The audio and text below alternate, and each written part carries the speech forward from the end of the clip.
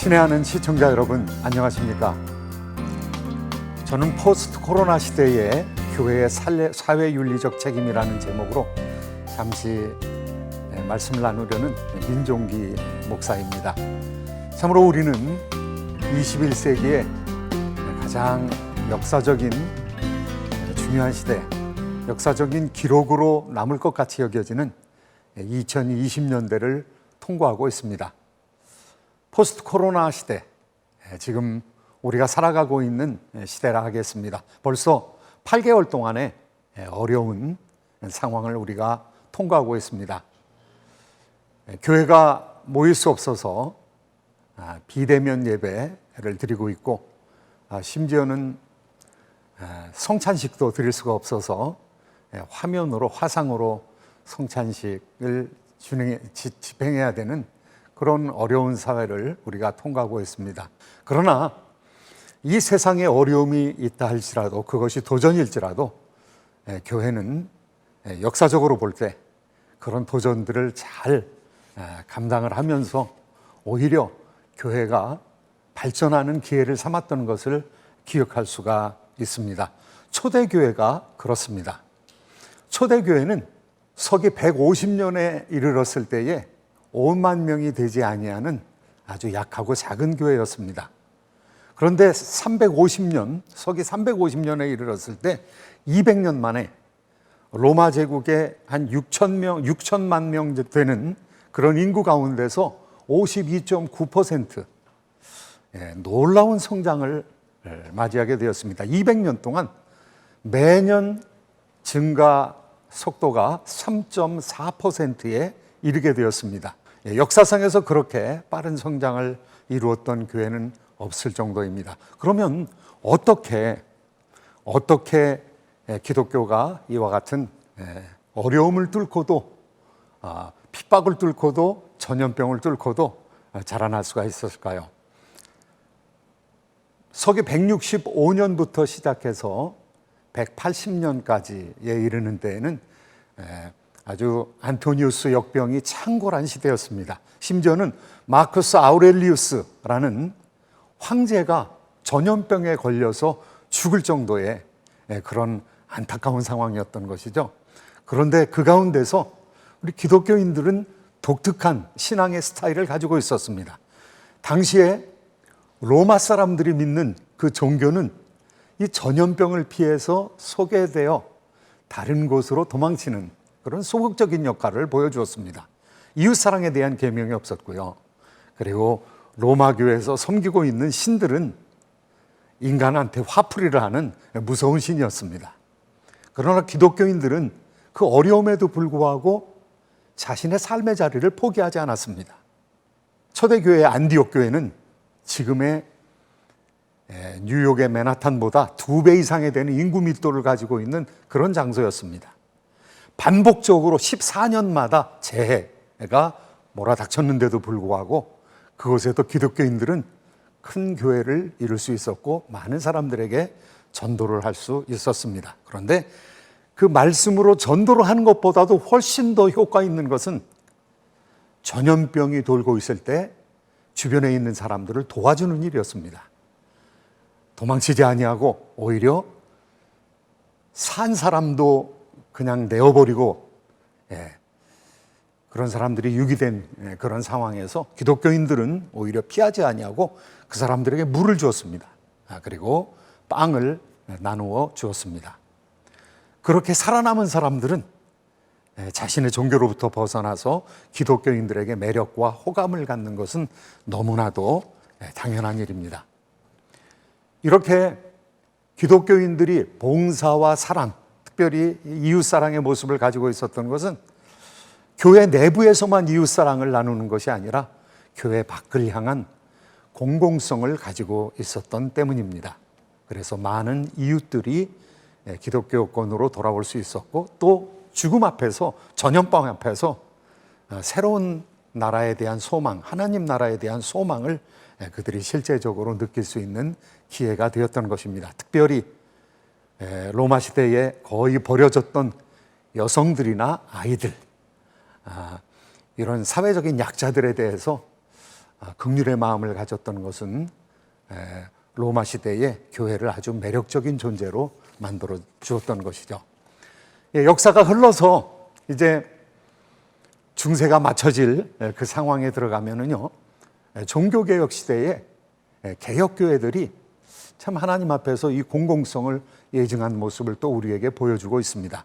13세기서부터 17세기까지는 역시 전염병이 만연한 사회였습니다. 그래서 종교개혁이 일어나고 있는 그 당시에 카톨릭권에서도 그랬고요, 개신교권에서도 그랬고요, 전염병이 너무 많이 들어왔습니다. 예수회를 창시했던 이그나티우스 로욜라 이냐시오라고 하죠. 그분은 주변에 있는 많은 사람들이 전염병에 죽어가는 것을 보면서 만레사라는 동굴에 들어가서 그곳에서 기도하면서 영적 수련이라는 책을 발간하게 되고 많은 제자들을 기르게 됩니다. 그래서 카톨릭을 개혁할 수 있는 그런 예수회 운동을 벌였던 사람이죠. 그런데 그 동시대에 많은 종교개혁자들이 어려움을 겪고 있었습니다. 종교개혁자들이 어떤 어려움을 겪고 있었는가 하면은 쯔빙글리 같은 사람은 쭈리에서 목회를 했던 사람입니다. 그런데 본인 온 가족이 전염병에 걸리게 되었어요. 흑사병에 걸리게 되었습니다. 그래서 그 흑사병에 의해서 자녀들이 죽었습니다. 자기도 뭐 죽음에 이르는 그런 고통을 3개월 동안 당하게 되었습니다. 그리고 3개월 이후에 자기가 나았을 때 도시를 떠나야 될 것 같은데 교회를 지키기 위해서 쭈리에 머물러 있었습니다. 그리고 그곳에서 목회를 계속했고 종교개혁을 하게 되었습니다. 비텐베르그에서 일하고 있는 마틴 루터에게도 마찬가지입니다. 마틴 루터는 이 전염병이 돌 때에 사람들이 소개하는 것은 사람들이 자기 있는 곳으로부터 떠나서 전염병이 공격하지 못하는 것으로 피하는 것은 너무 당연한 일이다. 그리고 소독을 하는 것 너무 당연한 일이다. 의사를 불러서 치료를 받는 거 너무 당연한 일이다. 그러니까 피하고 소독하고 병마로부터 벗어날 수 있도록 해야 된다. 그렇게 얘기하면서도 사명을 가지고 있는 사람들은 현장을 떠나서면 안 된다. 비텐베르그의 마틴 루터는 그대로 머물러 있었습니다. 마르틴 루터의 친구라고 여겨지는 요하네스 부게나겐, 그 사람도 그대로 그 비텐베르그에 남아서 부목사 2명과 함께 목회를 하면서 주변에 있는 사람들을 도왔던 것이죠. 어려움을 당했던 그런 이웃과 함께 하였던 것이죠. 그런 면에서 개혁교회가 종교개혁을 시행하고 있는 교회가 공공성을 보여주고 있었던 것입니다. 제네바에도 역시 큰 흑사병에 의해서 많은 사람들이 7,000명 중에서 약 2,000명 이상이 죽었다고 그러니까요. 뭐 어마어마하게 많은 사람이 죽어나가는 것입니다. 1542년에 목회를 하고 있는 켈빈 선생도 주변에 있는 사람들과 함께 피해야 되는 상황이 벌어졌습니다. 그런데 켈빈의 친구이자 켈빈의 동료 목회자들은 죽음을 무릅쓰고 제네바 바깥에 있는 그 종합병원, 그 병원에, 그 구빈원에 머무르면서 목회자들이 몇 달이 안 되어 죽어가는데도 불구하고 순교적인 사명을 가지고 자발적으로 들어가서 죽어가는, 마치 전염병의 핫스팟이라고 할 수 있는 그 병원에서 근무하면서 그들과 생사를 함께 했던 것이죠. 이 켈빈과 제네바의 결정의 아주 위대함은 그 전까지는 병자를 돌아보는 것을 교역자들 중심으로 했습니다. 수사와 수녀와 신부 중심으로 했는데 그것을 종교개혁 정신이 그러한 것처럼 만인제사장설이라는 그와 같은 관념에 의해서 평신도들과 함께 교회가 같이 감당하게 되었습니다. 그리고 제네바에서 기금을 출연해서 프랑스에서 넘어오는 많은 사람들을 돌아볼 수 있는 프랑스 자선 기금을 마련했습니다.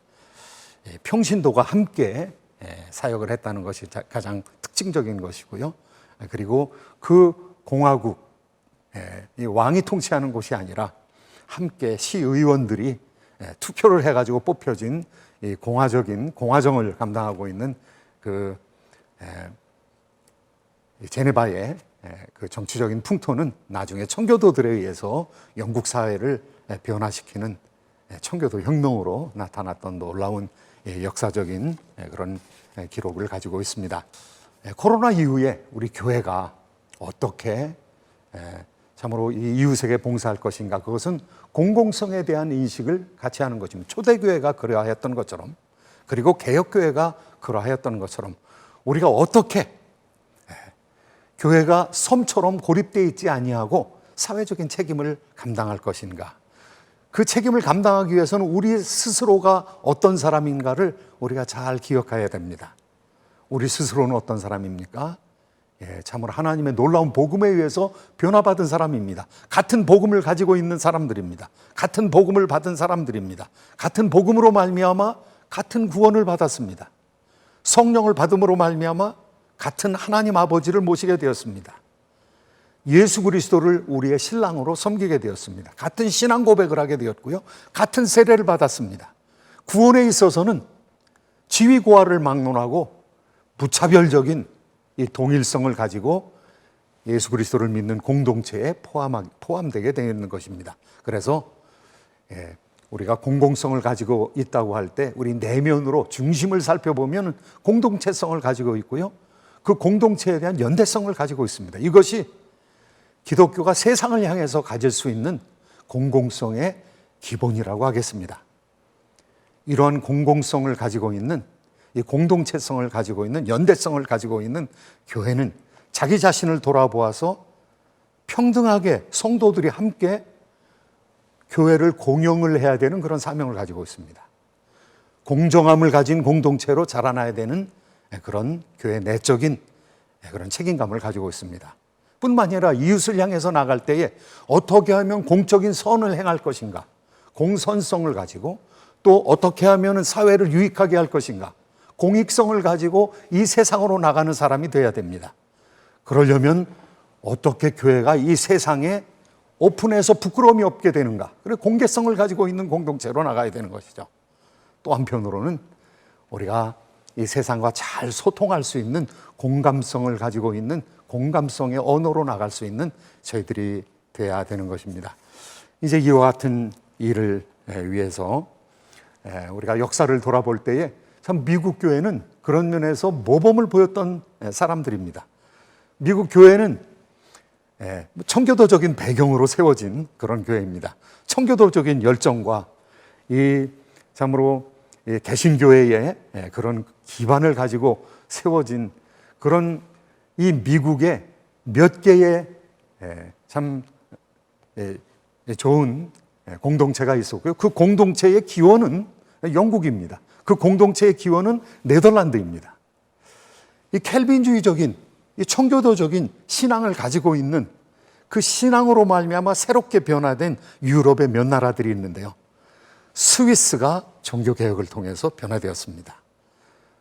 그 전에는 마틴 루터에 의해서 독일이 변화되었습니다.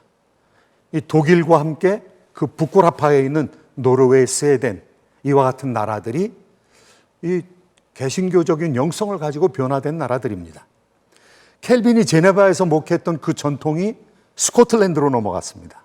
스코틀랜드 장로교회를 이루었고요, 그리고 그 신앙이 잉글랜드에 퍼지게 되었습니다. 영국 본토에 퍼지게 되어서 그 본토에서 종교개혁 신앙을 가지고 있는 사람들이 청교도들이었습니다. 이 청교도들은 공화제 사상을 가지고 있었습니다. 이 사람들이 탐욕적인 자본주의가 아니라 금욕적인 자본주의의 효시가 되었던 사람들이고요, 그리고 그 사람들이 민주 정치를 이루었던 권리청원이나 권리장전의 주된 역할을 했던 사람들이고, 청교도 혁명, 명예혁명을 일으켰던 사람들입니다. 그 사람들이 미국에 들어왔습니다. 그래서 미국을 언덕 위의 도시로, 예루살렘과 같은 그 도시로 만들려는 것이 그들의 소망이었습니다. 그러니까 미국 교회는 애초부터 공공성을 가지고 있는 그런 좋은 강력한 공동체로 시작이 됐던 것이죠. 이제 그런 차원에서 볼 때 코로나 이후에도 우리 교회가 어떻게 공공성에 대한 자의식을 가질 수 있을까? 이건 굉장히 중요한 일이죠. 우리가 공공성에 대한 자의식을 가질 때 우리가 섬처럼 고립되어 있는 교회로 머물러 있는 것이 아니라 사회를 향해서 공헌할 수 있는 교회로 나가야 되는 것입니다.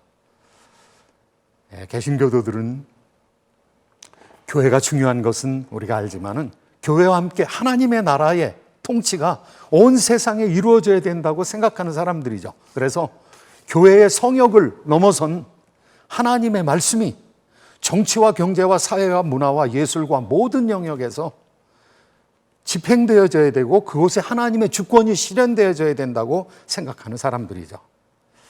그런 차원에서 볼 때 교회는 공공선을 위해서 어떻게 앞으로 나가야 할 것인가, 그런 이론적인 틀을 갖는 것도 중요하다고 하겠습니다. 이 공공선 혹은 공공성을 위한 아주 이론적으로 중요한 주장을 했던 분들이 계십니다. 복음주의의 대부라고 할 수 있는 존 스토트.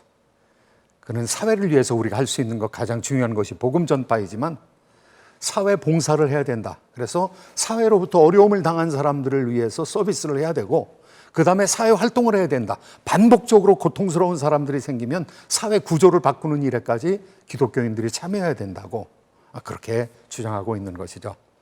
네덜란드에서 수상까지 지내면서 20세기 초반에 네덜란드 사회를 복음적으로 바꾸기를 원했던 아브라함 카이퍼는 그리스도의 왕권이 이 세상을 덮고 있다고 생각을 했고요. 그리스도의 왕권으로부터 피하여지는 제외된 한치의 땅도 없다고 그렇게 주장을 했던 것이죠. 그래서 하나님의 나라가 하늘에서 이루어진 것처럼 땅에서도 이루어져야 된다고 상업의 영역에서, 법조의 영역에서, 학교의 영역에서, 교회의 영역에서, 가정의 영역에서 하나님의 말씀이 실행돼야 된다고 생각을 했던 것입니다. 이 코로나 팬데믹 시대에 우리가 여러 가지 주제에 대해서 관심을 가져야 되지만 이 공공선의 주제를 가지고 씨름을 하고 있는, 자신은 공화당도 아니고 민주당도 아니고 그것을 초월하는 성경의 가르침을 따르는 사람으로서 하나님의 정치가 이루어져야 된다고 생각하는 짐 월리스, 그리고 거텐슨, 소저너 클럽들이 있습니다. 이 사람들은 계속해서 이 땅에서 하나님의 통치가 어떻게 이루어져야 할 것인가, 또 정의는 어떻게 구현되어질 것인가, 사회적인 약자는 어떻게 도움을 얻을 것인가, 그리고 사람들이 자유로운 환경 가운데서 어떻게 살아갈 것인가, 이런 것들이 성경에 나오는 것이기 때문에 하나님의 복음은 그냥 복음을 소유하고 있는 교회에서 끝나는 것이 아니라 구약 성경으로 돌아가면 구약 성경은 나라의 문제였거든요. 한 나라가 어떻게 하나님 앞에서 정의롭게 세워지느냐, 그 다음에 선지자들은 국제정치에 대해서 이야기하고 있거든요. 그래서 이 공적인 책임을 잊어버리지 말아야 된다라고 이야기하고 있는 것입니다. 그런데 교회에서는 공공성을 약화시키는 요소가 있습니다. 신정론적인 해석을 유보해야 됩니다. 저 사람 죄를 지었기 때문에 팬데믹에 걸려서 또 전염병에 걸려서 고통할 거야, 이런 생각하지 말아야 된다는 것이죠. 우리가 하나님 위치에 쓰지 말아야 된다는 것이죠. 예수님께서도 말씀하시길 실로암 망대가 무너졌는데 실로암 망대를 무너진 것이 그 사람들의, 거기에 깔려 죽은 사람의 죄라고 생각하지 말아라. 너희들도 그들과 다를 것이 없다. 우리는 사건이 일어나고 병든 사람이 있으면 사람을 지적하게 되는데, 죄를 지적하게 되는데 욥에게 했던 것처럼 욥의 친구들처럼 되면 안 된다라고 얘기하고 있고요. 그리고 우리는 신앙을 가지고 있으니까 병에 걸리지 않는다, 이런 신비주의적인 해석도 유보하라는 것입니다. 그리고 세 번째로는 이럴 때일수록 사회적인 약자와 함께 하라는 것입니다. 많은 사회적인 약자가 새로 생기고 있습니다. 재택근무를 하면서 컴퓨터로 할 수 있는, 그러니까 이 전염병에서 전혀 상관이 없는 사람들, 이런 사람들은 미국에서 35%라고 로버트 라이시라는 사람은 구분을 하고 있습니다. 그리고 나머지 필수적인 사람들, 임금 박탈자들, 잊혀진 사람들, 이런 사람들이 65%라고 그럽니다. 그러니까 새로운 가난이 지금 발생되고 있는 것이죠. 이러한 상황 속에서 교회는 어떻게 공적인 책임감을 가지고 살아가야 되겠습니까? 이런 시대는 우리가 눈을 여는 기회가 되어야 될 것 같습니다. 이제 교회가 자신의 내면의 경건에, 기도에 침잠했던 그때를 넘어서 우리가 지금은 테크놀로지를 사용해야 되지 않습니까? 저희도 영상 예배를 드릴지를 생각하지 못했습니다. 그러나 하나님께서 일반은 정적인 차원에서 많은 것들을 개발해 놓으셨기 때문에 이제 테크놀로지에 대해서 그것을 잘 배워서 우리가 예배를 위해서 사용하는 단계에 이르게 되었습니다. 그리고 믿는 사람이나 믿지 않는 사람이나 무차별적으로 공격하는 이 전염병 앞에서 우리가 같은 인류이구나, 우리가 같은 고통을 당하는 어려운 사람들이구나 라고 생각을 하고 주변에 있는 이웃들을 돌아보아야 하겠습니다. 지금 이 위기의 때는 오히려 기회가 될 수가 있습니다. 기독교인이 1.7%밖에 안 됐던, 지금부터 100년 전에 3.1운동을 겪었던 한국교회는, 그 한국 초대교회는 1.7%의 사람을 가지고 국가에 크게 공헌하는 3.1운동을 아주 성공적으로 기념비적으로 공헌을 함으로 많은 사람들의 모범이 되었습니다. 지금 미국을 살아가는, 또 한국에서 살아가는 우리 기독교인들이 공공성을 다시 회복하고 사회를 향해서 공헌하게 될 때에 참으로 매력적인 그런 사람으로 세워지게 되길 바라고요. 여러분의 공헌을 통해서 또 이 세상이 새로워지는 놀라운 미래가 열리기를 예수님의 이름으로 축복합니다. 감사합니다.